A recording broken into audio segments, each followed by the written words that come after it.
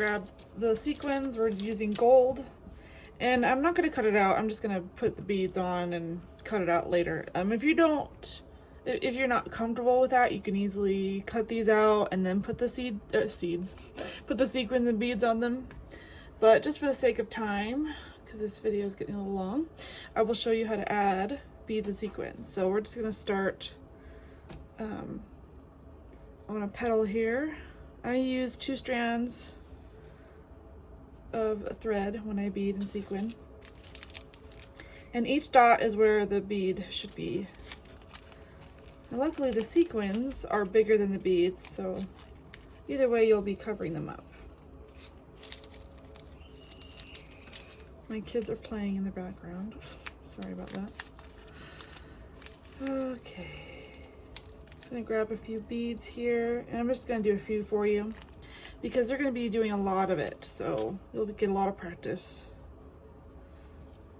Okay, so as you can see, I came up right in the middle of that dot. I'm gonna grab a sequin. These are cupped sequins.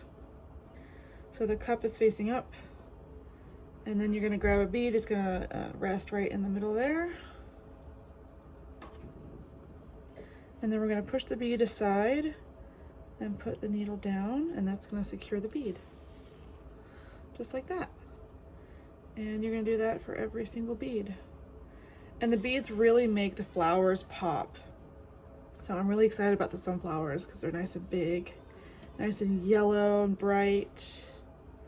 Perfect for autumn or late summer, whichever you decide.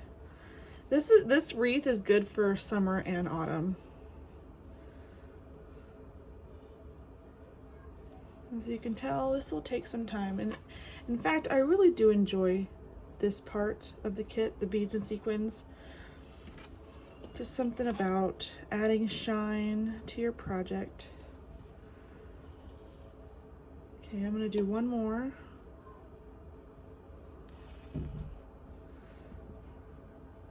And notice how I'm trying not to go over the stamp because I'm gonna have to cut the stamp away. So if you do it this way, just be mindful of that. Otherwise, just cut it out first.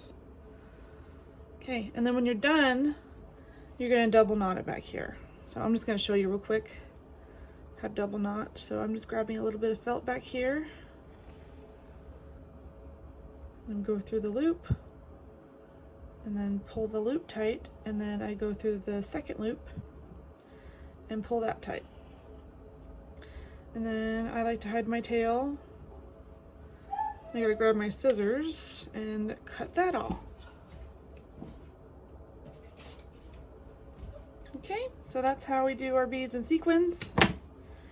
Now, because this is just an example, usually I will keep going and then I'll stop here, and then I'll do the same thing and then stop here, do the same thing and stop here.